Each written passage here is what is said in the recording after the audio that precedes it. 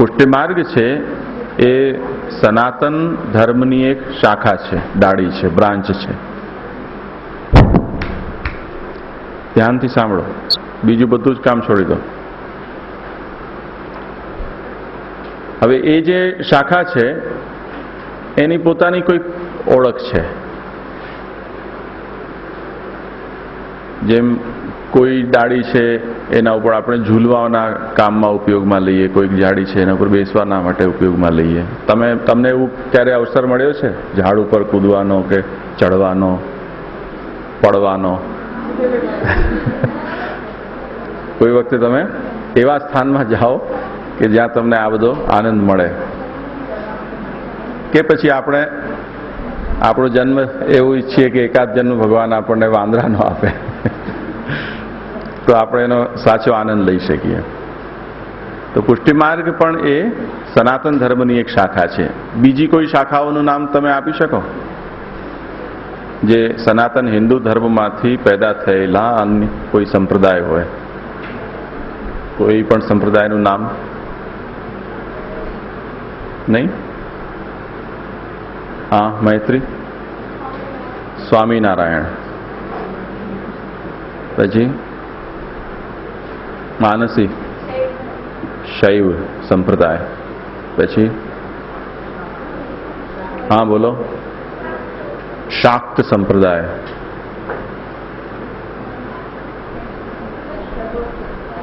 વૈષ્ણવ સંપ્રદાય, મુદિત બાવા મર્યાદા માર્ગ, રઘુ ઈ શું છે? એ નથી, મને પણ નથી ખબર, તું ચલાવજે. રઘુવંશ તો મહારાજા જે રઘુ હતા એમની જે કુલ પરંપરા છે એને રઘુવંશ કહેવાય છે. એ સંપ્રદાય પણ કહેવાય, ખોટી વાત નથી, પણ એ ધર્મ સંપ્રદાય નથી, કુલ સંપ્રદાય છે. જ્ઞાન માર્ગ વગેરે વગેરે. આ બધા શાખાઓ છે, બ્રાન્ચીસ છે જે હિન્દુ ધર્મમાંથી બહાર આવી છે. આપણે એની એક પરિભાષા આપી હતી, યાદ હોય તો, બધાને એકદમ ગોખાવી હતી સંપ્રદાયની પરિભાષા. વૃંદા,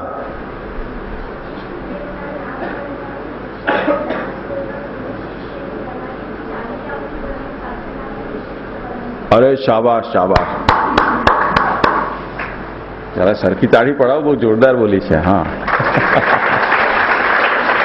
હવે કોઈ બીજો એનો શિષ્ય હોય? હા, તું બતાવ. दीक्षा के दान पूर्वक गुरु शिष्य की चली आ. अरे शाबाश शाबाश शाबाश. જો આ બધા એક એક શબ્દો છે બહુ ઇમ્પોર્ટન્ટ છે. હો, આમાં એક પણ વધારાનું નથી અને કંઈ પણ કાઢી શકાય એવું નથી. બધા જ શબ્દો એકદમ ઇમ્પોર્ટન્ટ છે અને એનું બહુ જ ગંભીર મહત્વ છે. ઈષ્ટદેવના નામ મંત્રની દીક્ષા, આ એક, આની અંદર કેટલી વસ્તુ છે? ઈષ્ટદેવ છે, એનું નામ મંત્ર છે અને એની દીક્ષા. આ એક યુનિટ છે. એ દીક્ષા આપવાની અને સ્વીકારવાની એક પરંપરા છે. એક પરંપરા કોના વચ્ચેથી ચાલે છે? ગુરુથી શિષ્ય તરફ. એ દીક્ષા પ્રાપ્ત થઈ ગયા પછી જે દીક્ષા લે છે એને પોતાનું જીવન કોઈ ખાસ પ્રકારે જીવવાનું છે. એટલે ધર્મ સાધનાની એક વિશિષ્ટ પરંપરા છે આ. તો આ જાતનું સંપ્રદાય છે. દરેક સંપ્રદાયની ડેફિનેશન લગભગ આ કોમન રહેશે, પણ પરંપરાની અંદર કે જીવનશૈલીમાં જે વિશિષ્ટતા છે એ દરેકની પોતપોતાની રહેશે. જેટલા પણ તમે નામ આપ્યા, દાખલા તરીકે શૈવ છે, કોઈ શાક્ત છે એટલે દેવીનો ઉપાસક છે, કોઈ શિવજીનો ઉપાસક છે, કોઈ ગણપતિનો છે, કોઈ વિષ્ણુ કે વિષ્ણુના અવતારોનો છે. તો એ ઉપાસનાના અંદર દરેકની વિશિષ્ટતા છે, પણ સંપ્રદાય તરીકે આ બધી વસ્તુઓ દરેકમાં કોમન છે. આવી ખ્યાલમાં? તો આપણે જે સંપ્રદાયને અત્યારે અનુસરી રહ્યા છીએ, જે પરંપરામાં આપણને મળ્યું છે, એ સંપ્રદાયનું એક ખાસ નામ છે. એ મને કોણ બતાવશે?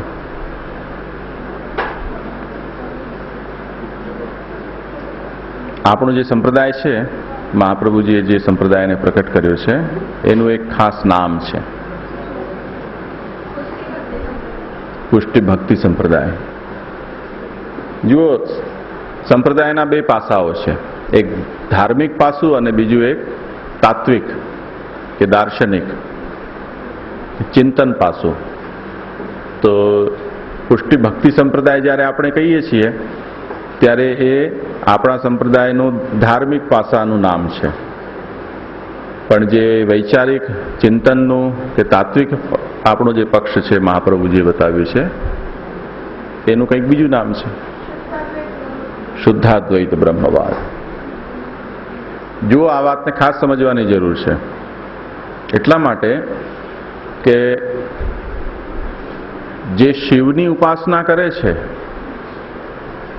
એ પુષ્ટિ માર્ગી નહીં કહેવાય, પણ શિવની ઉપાસના કરનારો વ્યક્તિ પણ શુદ્ધાદ્વૈત બ્રહ્મવાદી હોઈ શકે. એ અર્થમાં એ મહાપ્રભુજીનો અનુયાયી બની શકે છે. મહાપ્રભુજીનો અનુયાયી હોવા છતાં પણ પુષ્ટિ માર્ગી નહીં કહેવાય, પણ શુદ્ધાદ્વૈત બ્રહ્મવાદ છે એ એની સમજ છે, અને શિવને એ દૃષ્ટિથી જોતો હોય તો એ શિવ ભક્ત હોવા છતાં પણ શુદ્ધાદ્વૈત બ્રહ્મવાદી કહેવાય. આ બે વસ્તુઓ અલગ અલગ છે, એ વાતને ખાસ સમજજો. જેમ દાળ ભાત રોટલી શાક છે આપણે જમતા હોઈએ, એમાં દરેકની અંદર એક જ જાતના મસાલાઓ મોટે ભાગે આવતા હોય, પણ દરેકના પોતપોતાના સ્વાદ હોય છે. એક ઘરની રસોઈ ને બીજી ઘરની રસોઈ, એ જે શાક હોય, આ બટેકાનું શાક હોય કે તુવેરની દાળ હોય, પણ દરેકનો સ્વાદ અલગ અલગ હોય છે ને. તો તત્વતઃ એ જ વસ્તુ છે, પણ સ્વાદ બધાના અલગ અલગ છે. કન્ટેન્ટ તો દરેકમાં એ જ છે, ઘઉં છે, નમક છે, મરચું હોય કે લીંબુ કે કોકમ કે જે કંઈ પણ ખટાઈમાં આપણે નાખતા હોઈએ, તો સ્વાદ અલગ અલગ આવે છે કે નહીં? તમે હમણાં મુંબઈથી આવે છો, કાલે રાત્રે અહીંયા તમે જમ્યા છો નહીં? તો કાલે શું હવા જ ખાધી? અચ્છા, એ તો તમારું ઘરનું જ થઈ ગયું. હવે આજે તમે જે સ્વાદ લેશો ને તો તમે બધા ચર્ચા કરશો, મમ્મી જો તારી આમ થતું હતું ને અહીંયા આવું થાય ને પપ્પા કે તે આમ કે છે, તો એ સ્વાદમાં ફરક પડી જશે. એમ સંપ્રદાયની અંદર પણ એવું જ છે. એનો ધાર્મિક પક્ષ એક અલગ વસ્તુ છે અને એનો તત્વચિંતનનું પાસું છે એ અલગ છે. હવે આપણે અત્યારે ધર્મ સંપ્રદાયની વાત કરી રહ્યા છીએ, એનો ધાર્મિક પક્ષ છે તે એના કેટલાક કોમ્પોનેન્ટ્સ છે, કોમન ફીચર્સ એવા છે, એવું માળખું છે, એનું સ્ટ્રક્ચર જેને કહી શકાય. જેમ કોઈ મકાન હોય એમાં એક બેડરૂમ હોય, ડ્રોઈંગ રૂમ હોય, લેટ્રિન બાથરૂમ હોય, સ્ટોર રૂમ હોય, ટેરેસ હોય, એનું કમ્પાઉન્ડ હોય, આવા બધા આ જે એક સ્ટ્રક્ચર છે ને દરેકનું. હવે એમાં દરેકની અંદર કંઈક કોઈક અહીંયા કોઈક જગ્યા અહીંયા હોય, કોઈક ત્યાં હોય, એમાં ફેરફાર હોય છે. કોઈક નાનું હોય, કોઈક મોટું હોય, કોઈકની સંખ્યા વધારે હોય, ઉપર નીચે હોય, આ બધી વસ્તુઓ સંભવ છે, પણ કોમન સ્ટ્રક્ચર છે એ આ જાતનું હોય છે.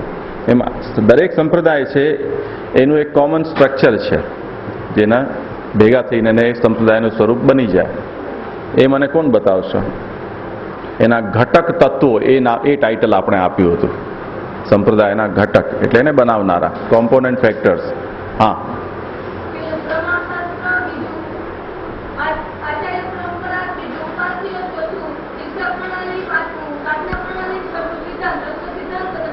અરે શાબાશ શાબાશ, બ્રેવો. જો રાજકોટથી આવે છે, હું કોઈ પણ શિબિરમાં આ લોકોએ ભાગ નથી લીધો હજી સુધી, ફર્સ્ટ ટાઈમ એ લોકો આવી રહ્યા છે. તો જે લોકો જૂના જોગીઓ છે યાદ રાખજો, આ રીતે તૈયારી કરીને આવો તો મજા આવે. તો પ્રમાણ શાસ્ત્ર, દરેક સંપ્રદાયનું પોતાનું પ્રમાણ શાસ્ત્ર છે. દરેક સંપ્રદાયનો પોતાનો ઉપાસ્ય છે, એટલે જેની આરાધના કરે, ઈષ્ટદેવ, એની આચાર્ય પરંપરા છે.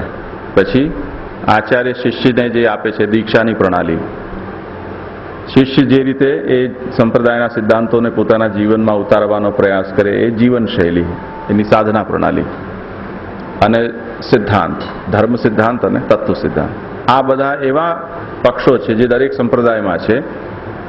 એ રીતે આપણે આપણી પણ સમજ છે એની. હવે એ જુઓ તમે, સૌથી પહેલા પ્રમાણ શાસ્ત્ર કોણ બતાવશે?